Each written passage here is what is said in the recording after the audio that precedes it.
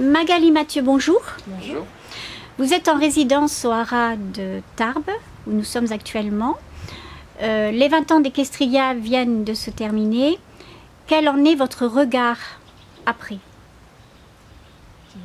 Alors après on est satisfait parce que tout s'est très bien passé, les chevaux ont bien travaillé, l'équipe était très bonne, entre les artistes, avec les bénévoles, avec les techniciens, avec tous les gens qui nous ont entourés, donc ça reste un très très bon souvenir pour nous.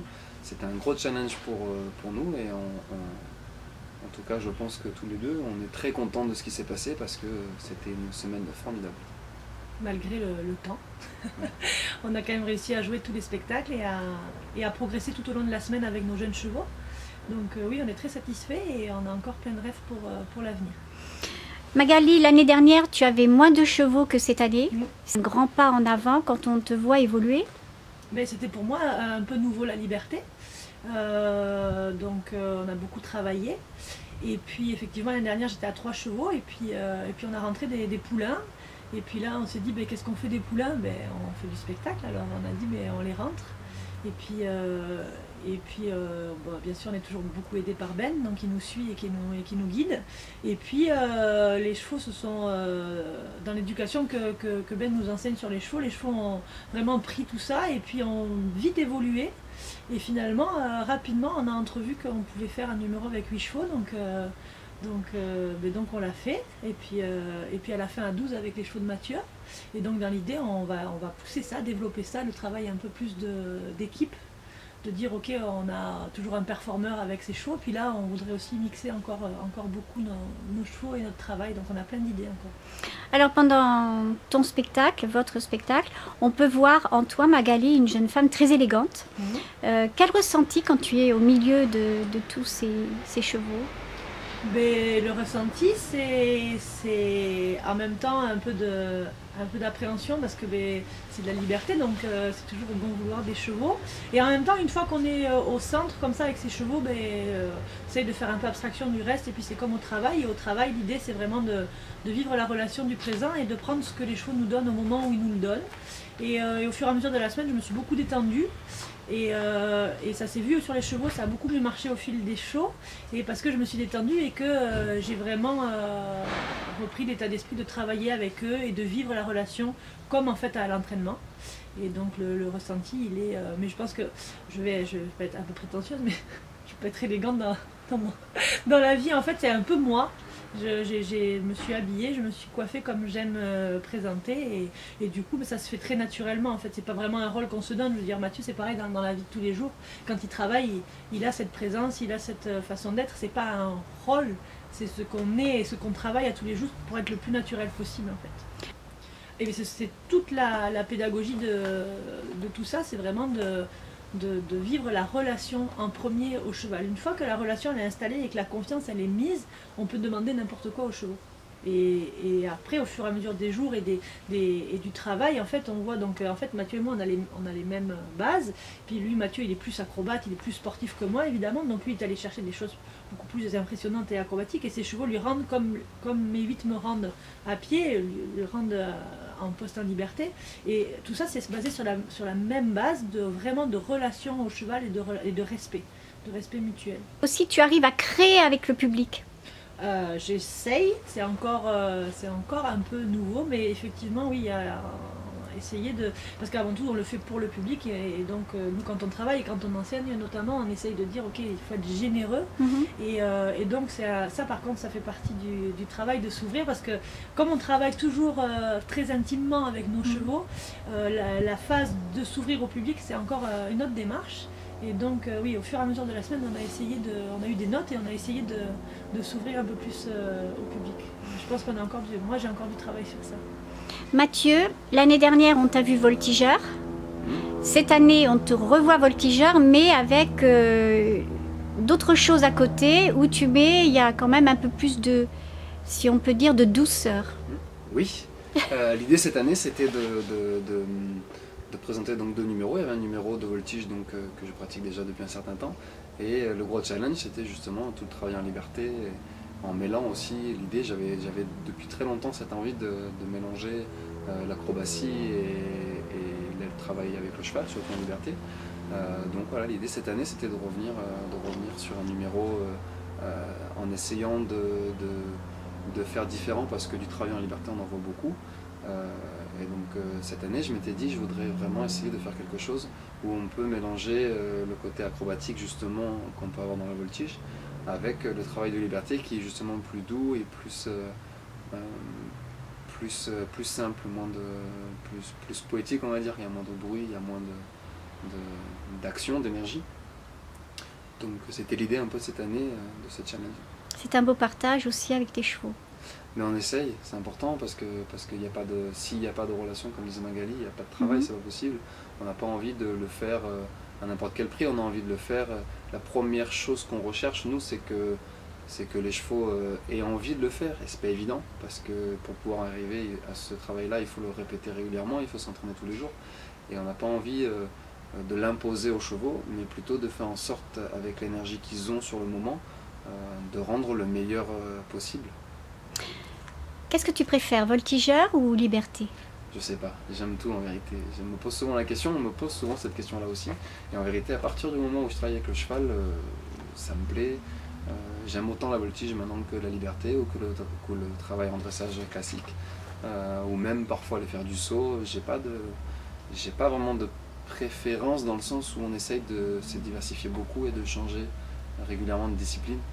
Donc non, à partir du moment où on travaille avec les chevaux, j'ai pas vraiment de préférence, j'aime les deux autant. Tu as démarré, enfin tu es venu dans le monde de l'équitation à 18 ans? Oui, professionnellement, oui. En fait, j'ai eu la chance de naître dans une famille qui faisait déjà du spectacle avec mon père, qui avait monté sa compagnie de voltigeurs en 1987, donc un an après ma naissance.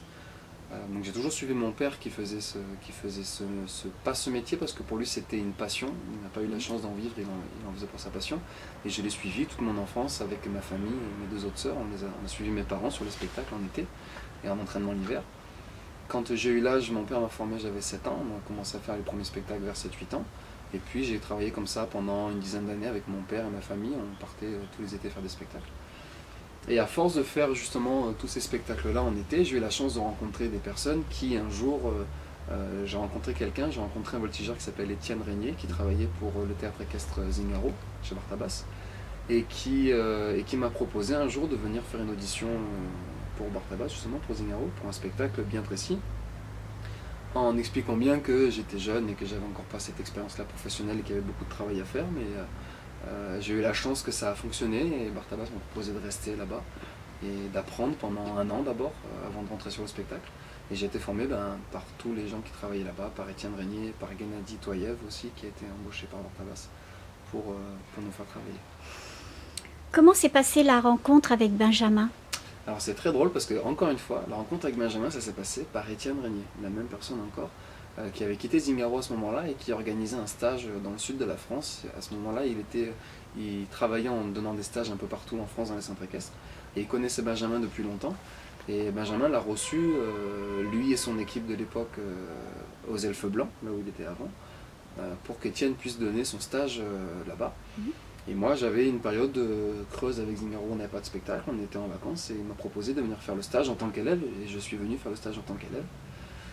Et en partant, Étienne m'a proposé, me disait que justement Benjamin organisait déjà des spectacles à ce moment-là de son et lumière aux Elfes Blancs, et il n'avait pas de voltigeur cosaque, et il m'a proposé, moi j'y allais pour faire de la voltige jockey, pour faire de l'acrobatie, du fil de fer, donc autre chose. Et Étienne m'a demandé si je voulais bien prendre ma selle, et puis Benjamin me prêterait un cheval pour voltiger sur le spectacle. Et c'est ce qu'on a fait. Je ne savais pas à ce moment-là que Benjamin m'avait donné son cheval personnel, donc il m'a bien regardé travailler. Je ne savais pas du tout, moi je pensais que il y a plus de 200 chevaux là-bas, donc moi je ne savais pas. Quel honneur! Et, ouais, complètement, mais ça je l'ai su longtemps après, parce que et puis moi je ne connaissais pas Benjamin, donc à ce moment-là je me suis renseigné un petit peu, savoir chez qui on allait, et puis je me suis rendu compte assez rapidement de l'homme qu'il était, et on a sympathisé très vite. Et puis voilà, j'ai fait 2 spectacles là-bas avec le cheval de Benjamin, c'était très bien passé, et puis on a beaucoup discuté, et Benjamin me disait, mais pour l'instant il faisait de la compétition et il travaillait donc aux Elfes, moi j'étais à Zingaro, il me disait, c'est une belle rencontre, on se garde en contact, et puis peut-être qu'un jour on travaillera tous les deux. Et puis on est resté en contact, il est revenu me voir à Zingaro, et puis on a continué à parler un peu d'actualité, et un jour Voilà, moi j'avais décidé de quitter Zingaro, Benjamin avait eu la proposition pour travailler aux États-Unis, et donc il m'a proposé de le suivre là-bas dans cette aventure, et j'ai accepté. C'est un beau rêve. Ah, c'est magnifique, je me dis tous les jours, on en parlait encore d'ailleurs cette semaine, je me disais quelle chance j'ai eu encore, grâce à Étienne aussi, de rencontrer Benjamin, et que Benjamin me fasse confiance et me propose tout ça, parce que sinon, par exemple aujourd'hui, avec Estria, peut-être je ne l'aurais pas fait, ou si je l'aurais fait que de la voltige.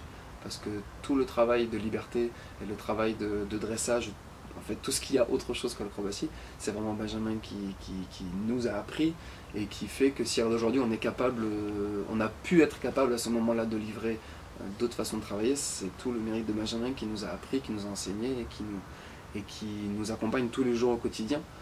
C'est souvent ce qu'on dit aux gens quand les gens nous disent comment vous faites, comment ça s'est passé. Et bien, le mérite, c'est Benjamin qui nous apprend et qui sait nous transmettre tout ça.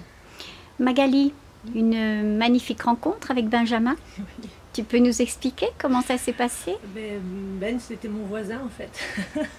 Je me suis installée à la campagne pour avoir un cheval, ça faisait longtemps que j'avais arrêté. Et donc j'ai acheté un cheval à un maquignon du coin, une trotteuse, à 1000 €. Et puis je me suis installée dans une maison et en fait cette maison elle était juste en face des écuries des Elfes Blancs.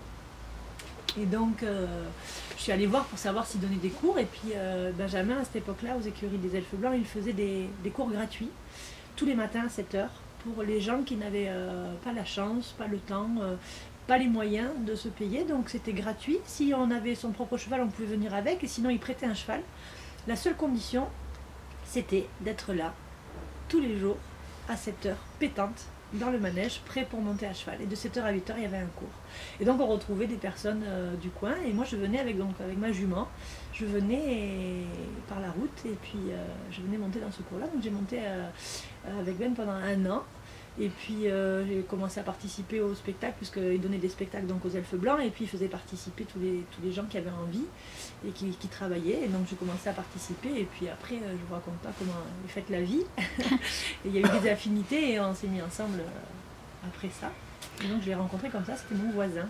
Alors c'est une belle histoire, magnifique, oui. On peut la souhaiter à beaucoup de monde. Hein. Oui. Comment ça se passe quand on vit 24 h sur 24 avec Benjamin? C'est facile en fait, parce que ce qu'on apprend, en fait, ce qu'il nous apprend autour des chevaux, ce respect, cette écoute, en fait, c'est sa personnalité. Donc en fait, à la maison c'est pareil, avec les amis c'est pareil, avec les enfants c'est pareil. Donc en fait c'est tout un art de vivre, et les chevaux c'est notre miroir, c'est notre travail, et on a la chance, c'est notre passion, et on a la chance d'en vivre et de vivre avec eux, et en fait à la maison c'est la même chose. Donc c'est du bonheur.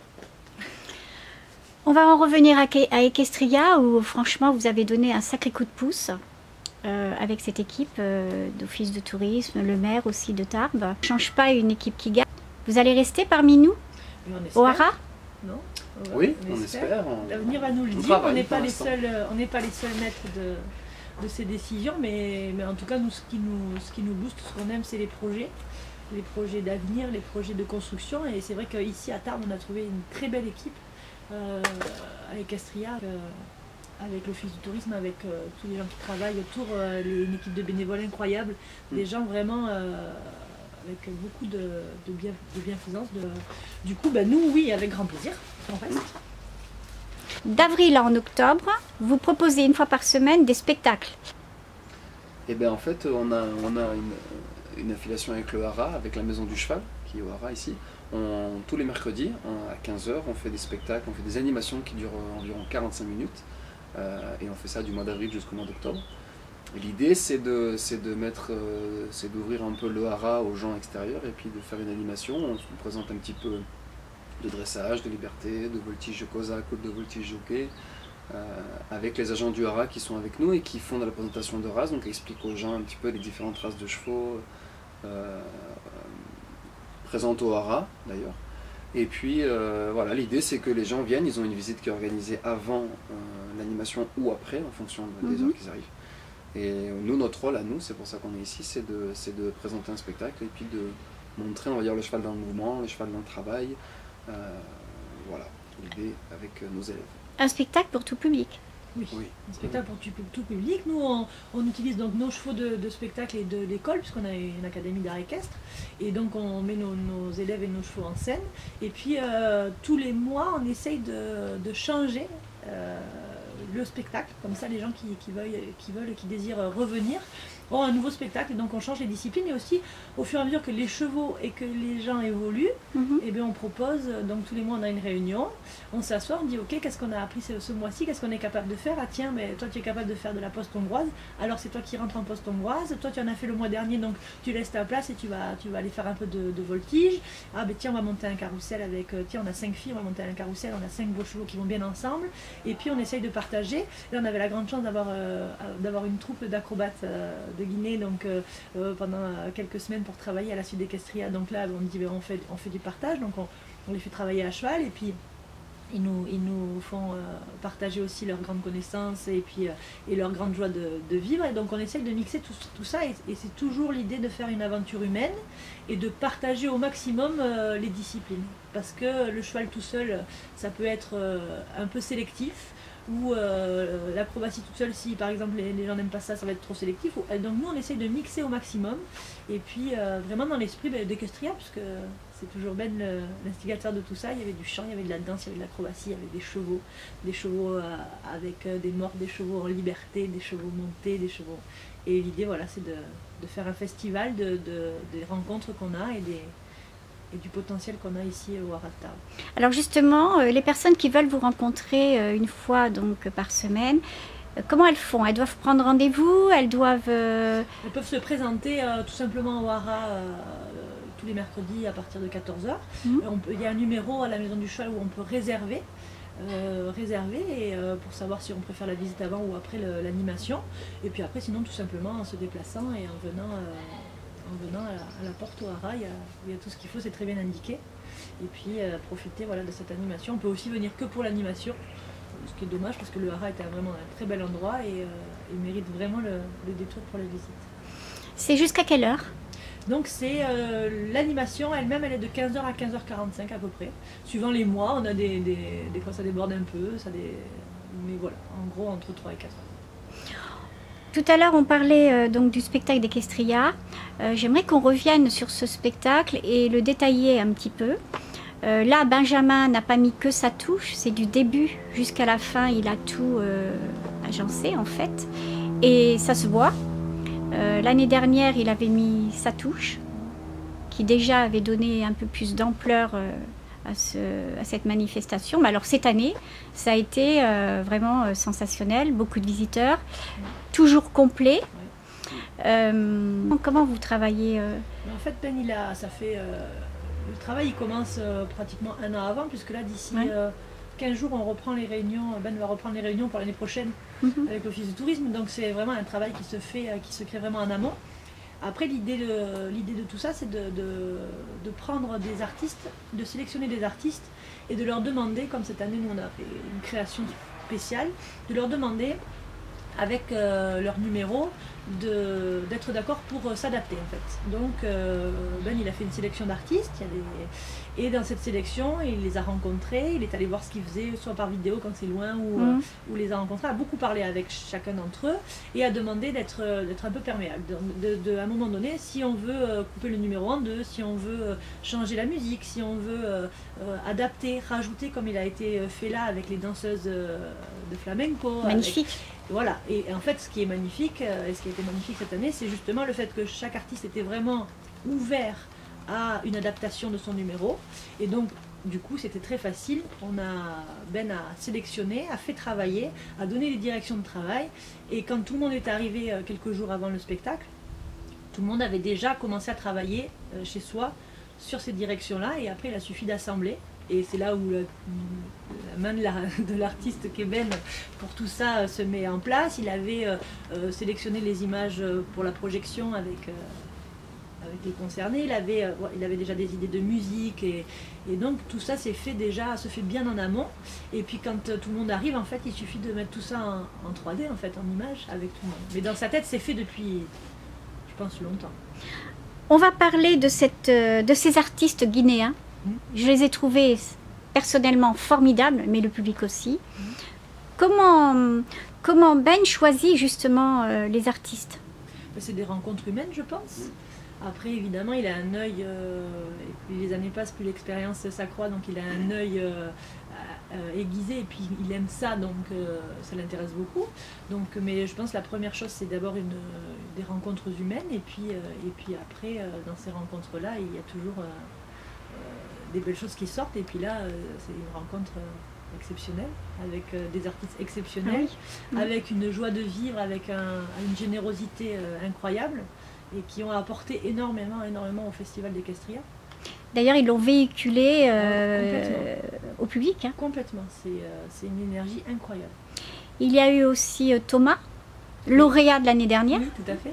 qui lui aussi a une certaine prestance avec ses chevaux. Tout à fait, et c'était un beau challenge aussi pour lui, puisque lui aussi c'était quelque chose qu'il a créé pour Equestria, et puis avec une grande scène, et donc on était tous sur un peu d'appréhension, et puis ça s'est très bien passé. Il a été aussi très ouvert pour, à un moment donné, on a essayé de changer les musiques, d'adapter, et tout ça s'est très bien passé. On avait vraiment une équipe d'artistes très agréable et très chouette.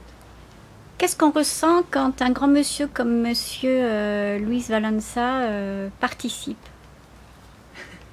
Ah bah on est honoré. Moi, Ouais, personnellement, moi quand je savais que Luis Valença venait, j'étais comme un enfant qui disait à Benjamin, présente-moi-le à un moment donné, j'aimerais faire sa connaissance parce que c'est un grand nom du spectacle et du cheval.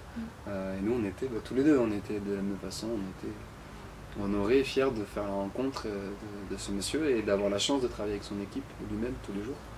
Donc, Je suppose que vous avez discuté avec, alors Alors alors c'est un grand monsieur, très gentil, très abordable. Et, humble, simple, c'est un grand monsieur, vraiment. On n'a pas eu tout le temps qu'on aurait voulu pour parler avec, parce que tout le monde avait beaucoup de travail, mais les quelques échanges qu'on a pu avoir, qu'on a eu la chance d'avoir, étaient très agréables et très généreux aussi, parce qu'il est... Si on a l'occasion, on ira le voir chez lui. Ah oui, avec grand plaisir.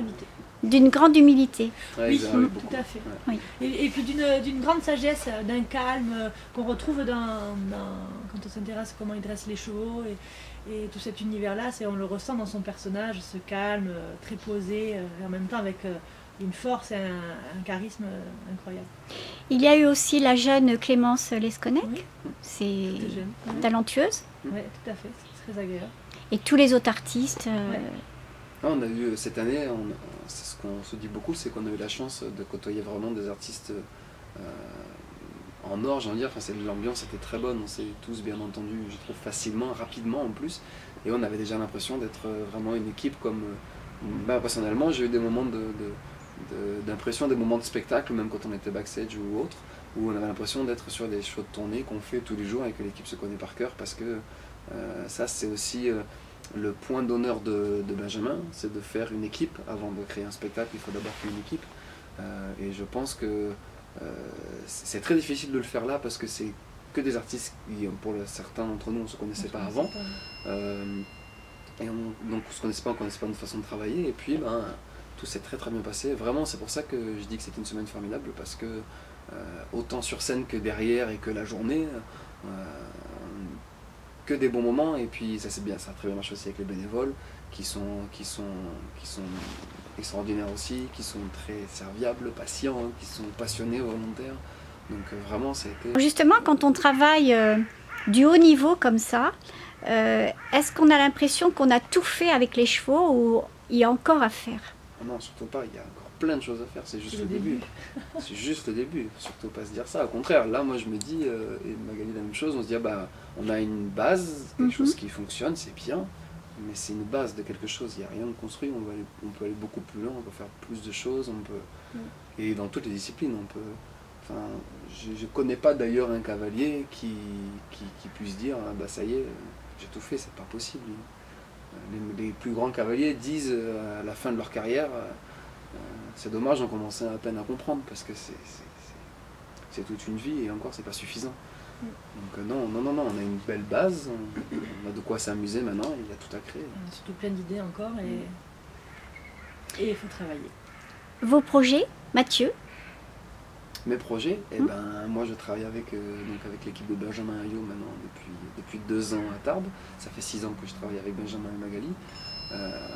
Et moi mes projets vont de pair avec les projets de Benjamin, parce que la chance que j'ai, donc Magali, c'est son compagnon de vie, et moi j'ai envie de dire la chance que j'ai, c'est que Magali, Benjamin avec qui je travaille tous les jours, c'est aussi mes amis très chers, même dire mes meilleurs amis, donc il va de pair que je reste avec eux et je suis les projets parce que ça fonctionne très bien comme ça. Magali, au sein du Haras de Tarbes, tu es, je crois, responsable des artistes cavaliers et acrobates. Pour l'Académie équestre de Benjamin. Donc on a créé une école pour former des artistes. Et l'idée de cette école, c'est de former, on a souvent des cavaliers de plat, de dressage, ou des cavaliers d'obstacles, ou des voltigeurs, mais on a rarement l'occasion de croiser des gens qui touchent un peu à tout. Et les spectacles que Ben a créés aux États-Unis, au Canada, ont la particularité justement que les artistes et les chevaux font plusieurs disciplines dans le show. Donc on avait des besoins, on a créé cette école. Et donc Mathieu et moi, on enseigne dans cette école, on se partage les disciplines à enseigner. Et puis donc l'idée c'est vraiment de recruter de jeunes adultes pleins de passion et pleins d'envie, avec des niveaux très différents. C'est pas forcément avoir un gros niveau à cheval, mais par contre avec une vraie motivation.